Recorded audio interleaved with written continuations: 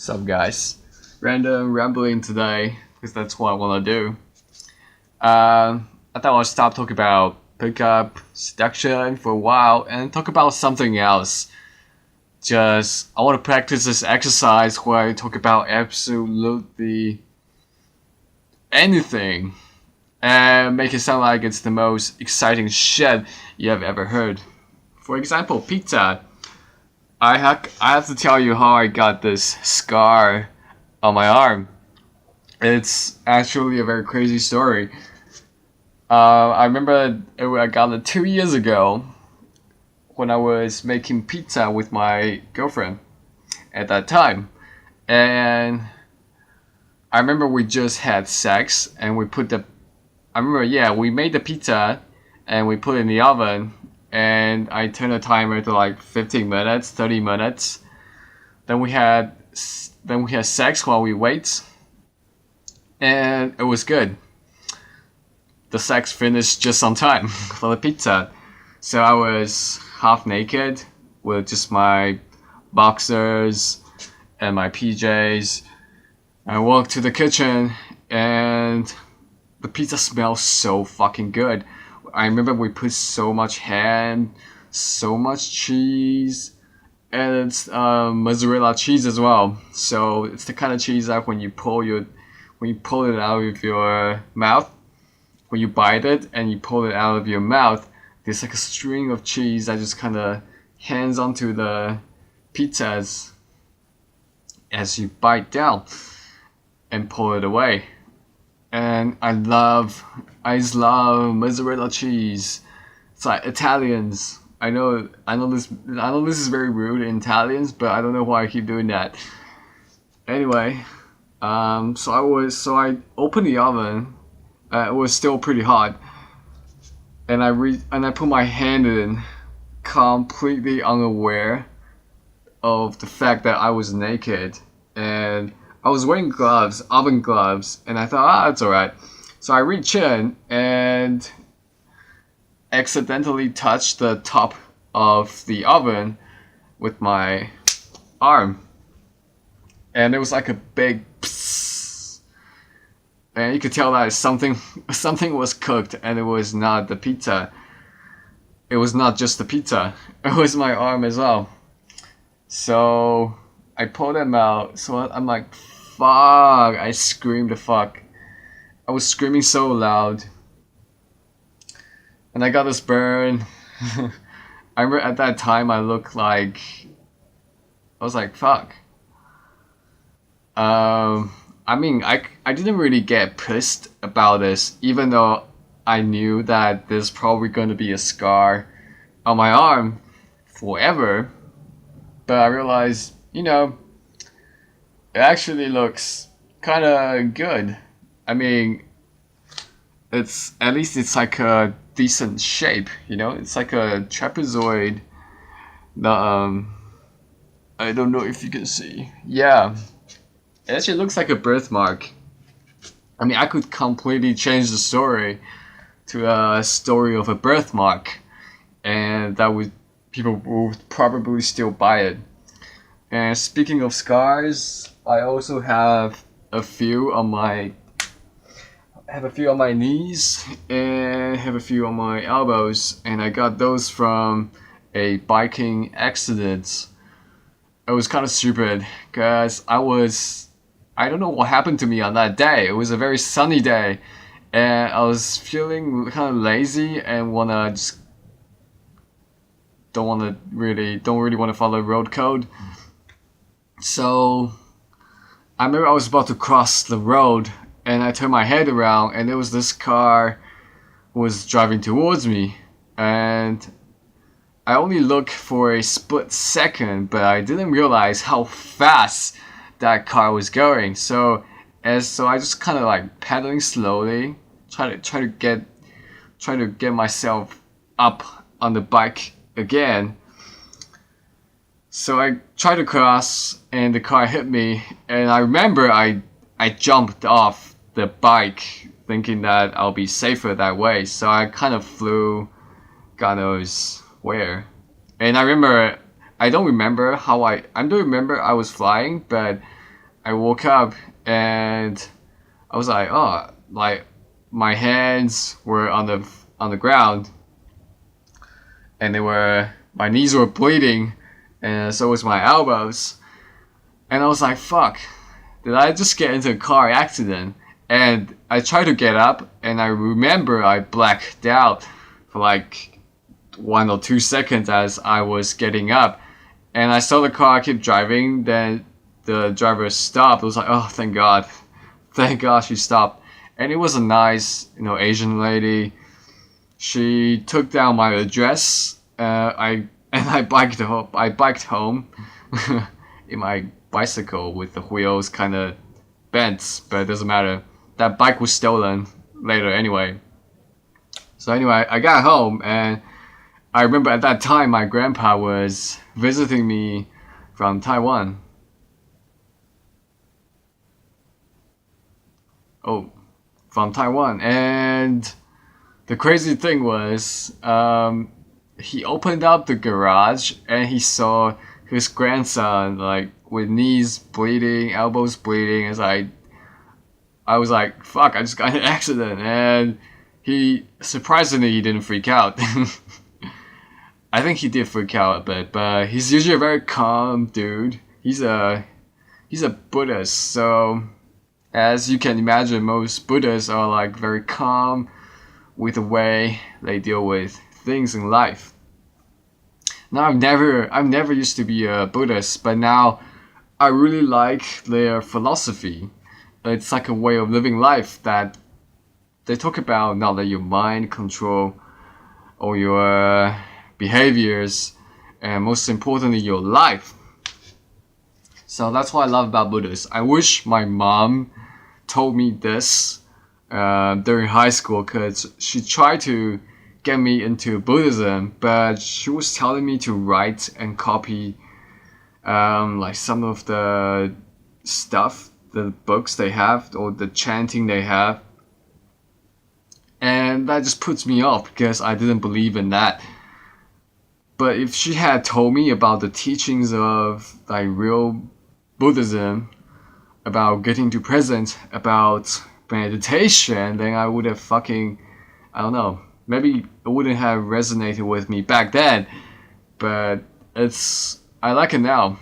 I don't consider myself to belong to any religion particularly, because I believe there's benefit to every religion. It's just up to the interpretation of the believers. I was reading this book called The Power versus Force, and in the book it talked about how Christianity was calibrated at a higher consciousness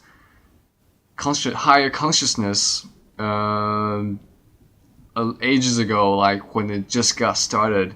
When Jesus was born, it was calibrated at the highest level possible, which was unconditional love. But over hundreds of years, and through different interpretation and different people manipulating it to try to gain power by using force, it becomes calibrated at below 200, which is like courage. Sometimes it's below courage, the level of courage, or honesty, or reason even. That's why when you see people who are very religious, they don't really follow logic, but they also don't really, they're not showing unconditional love as well. And if you look at especially the gay marriage thing with the church, and you can tell, it doesn't make sense that God hates, gay people. If he created gay people, I don't really believe in that kind of creation, but I believe in consciousness, and that I believe in spirituality, but not so much of a God that we have to believe in, we have to follow.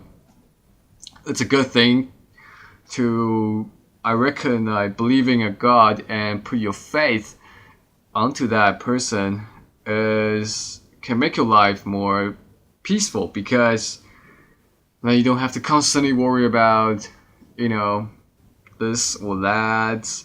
Everything is up to God. He has this great plan, which kind of resonated with spirituality, but in spirituality, they talk about how the universe is a whole, and everything you do is affecting different forces that you can't see, and in a way that the other person is kind of you and you are the other person, and everyone is not so different because they all believe in this like one consciousness that's like a big database. I don't know if you follow, it's kind of hard to explain in a couple of minutes and in a very simplified way. But anyway, moving on. I like these long rants about nothing else because I feel so free. The reason I love to do pickup is because I feel so fucking free when I'm talking to a stranger. Like there really is no boundaries to the expression of yourself. Whereas when I'm doing my job, when I'm dealing with patients, I have to put on this professional persona when I'm talking to them. And there's nothing wrong with playing a role like a teacher, a mentor, a student, a doctor, an engineer. There's nothing wrong with that. But when you become identified with that role and it becomes you instead of you owning the role, then that's where the problem comes in. The problem comes in is when people become so identified with the persona they're putting on that they can't see that they're actually, the persona is here and they're there. They don't see that. They see themselves as the persona. So when people attack, when people make judgment on the role you're doing, on your persona, they get so butthurt, they get so emotional that they feel like they need to defend that ego, that persona they put on. And just to give you an example, okay, one of my classmates, he feels so, because we're students, we're still learning the stuff that we're doing in the clinic. And one day she made a mistake. She made a mistake that could have easily happened to anyone, especially a student. It's a mistake. It's no big deal. But she cried. She got upset. She thinks she was the worst health professional ever. She's the worst student ever. Like, she feels so bad. She even made a post on Facebook about how bad she's feeling, and she even cried. Now, I don't mind being expressive of yourself, but you have to look at where it's coming from. Like, let's say, if I made the same mistake, sure, I would go back and examine what I did wrong and look at it from very objectively, but I won't take it personally like I'm some sort of bad person for making that mistakes. It's just that my skill is not there yet. And it's the same in pickup. When you get rejected by a girl you just met for 2 minutes or 10 seconds, guys take it so fucking personally. And I know this because I used to take it so personally. You take it as a judgment of your character when it's not. And even your character is a kind of like a persona you put on anyway, because I reckon everyone has some sort of personality. Personality is a very loose term that could easily be misinterpreted with persona. Sometimes I think they both mean the same thing. But anyway, I love to talk forever in this kind of free flowing states. Just kind of talk, uncouple the emotion from the content. That's what I'm trying to do here. Like, it doesn't matter what I'm talking about. I have to put emotion in it and enjoy that emotion and coming from a sharing frame, because that's what makes you a good speaker, a good captivating speaker, especially when you're in front of the girl. Really doesn't matter what you say. It matters how you express yourself. You don't always have to be high energy. You can be calm and relaxed, but still come from that sharing frame. That sharing frame is so important. And what's more important is always telling the truth. Now, I heard this quote from an audiobook, The Radical Honesty, yesterday. Just because you're telling the truth, it doesn't make you a better person. It just allows you to function better in reality, in real life, in this world. And that was like a mind-blowing concept, because from listening to the book for over an hour, I always thought, if you're telling the truth, you must be a good person, but it's not. It doesn't make you a better person. It just makes you function better in this world, so you don't carry that emotional baggage of telling this little lies over here and there. That kind of builds up your life. But anyway, long rants today. Gonna listen to more audiobooks before I go to bed. I'll see you next time.